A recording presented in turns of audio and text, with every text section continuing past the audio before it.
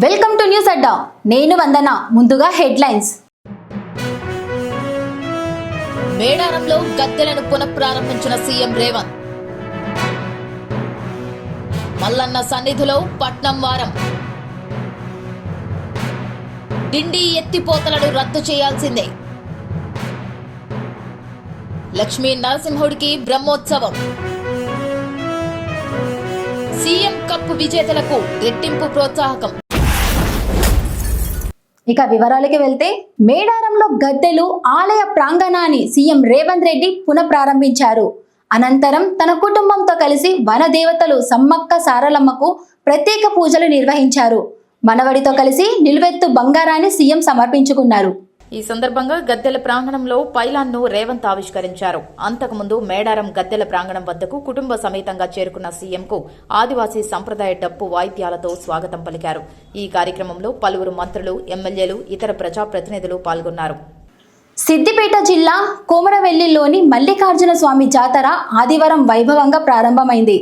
సంక్రాంతి తర్వాత తొలి ఆదివారం మొదలయ్యే జాతర 2 నెలల పాటు కొనసాగుతుంది. పట్నం వారంగా పిలిచే మొదటి ఆదివారం హైదరాబాద్ నుంచి వేల మంది భక్తులు తరలివచ్చారు. మట్టి, ఇత్తడి, వెండి పాత్రల్లో నైవేద్యం వండి వాటిని రంగులతో అలంకరించి మల్లన్నకు, కొండపైన స్వామివారి తోబుట్టు రేణుక ఎల్లమ్మకు సమర్పించారు. నాగర్ కర్నూలు జిల్లాలో భూములు, గ్రామాలను ముంచే డిండి ఎత్తిపోతలను రద్దు చేయాలని పలువురు వ్యక్తులు డిమాండ్ చేశారు. ఆ ఎత్తిపోతలను చేపడితే ఇప్పటికే అన్ని రంగాల్లో వెనుకబాటులో ఉన్న జిల్లా మరింత వెనక్కి వెళుతుందని ఆందోళన వ్యక్తం చేశారు. పాలమూరు రంగారెడ్డి ఎత్తిపోతల నీరు ఈ 2 బాధిత జిల్లాల హక్కు అనే అంశంపై ఆదివారం సోమాజిగూడలోని ప్రెస్ క్లబ్లో పాలమూరు అధ్యయన వేదిక ఆధ్వర్యంలో ప్రొఫెసర్ హరగోపాల్ అధ్యక్షతన రౌండ్ టేబుల్ సమావేశం నిర్వహించారు. తెజస అధ్యక్షుడు ప్రొఫెసర్ కోదండరాం మాట్లాడుతూ, డిండి ఎత్తిపోతల నిర్మాణం న్యాయమైంది కాదు. ఎస్ఎల్బీసీని పూర్తి చేస్తే నక్కలగండి నుంచి నీళ్లు తెచ్చుకోవచ్చనే ప్రతిపాదన ఎప్పటి నుంచో ఉంది. దాంతోనే సమస్య పరిష్కారమవుతుంది. డిండి విషయంలో పునరాలోచన చెయ్యాలి అని అన్నారు. ప్రొఫెసర్ హరగోపాల్ మాట్లాడుతూ, ఇటీవలి మండలి చైర్మన్ నన్ను కలిసి డిండి ఎత్తిపోతలతో పాలమూరుకు జరిగే అన్యాయాన్ని వివరిస్తే కొన్ని నీళ్లు వచ్చినంత మాత్రాన నల్గొండ బాగుపడిందన్నట్లు మాట్లాడటం సరికాదని గట్టిగా వాదించారు. ఇదే పట్టుదలతో పాలమూరు నాయకత్వం ఉంటే తప్ప న్యాయం జరగడం కష్టమని అన్నారు. విశ్రాంత ఎస్సీ రామకృష్ణారెడ్డి మాట్లాడుతూ, తమకు ఎలాంటి ఉపయోగం లేని ప్రాజెక్టు కోసం భూములు, ఊర్లు ఎలా వదులుకుంటామని ప్రజలు ప్రశ్నిస్తున్నారన్నారు. ఎత్తిపోతలను మూకుమ్మడిగా వ్యతిరేకించాలని పిలుపునిచ్చారు. నాగర్ కర్నూలు జిల్లా కొల్లాపూర్ మండలం సింగోటంలో శ్రీ లక్ష్మీ నరసింహస్వామి బ్రహ్మోత్సవాల సందర్భంగా ఆదివారం నిర్వహించిన రథోత్సవానికి భక్తులు విశేషంగా తరలివచ్చారు.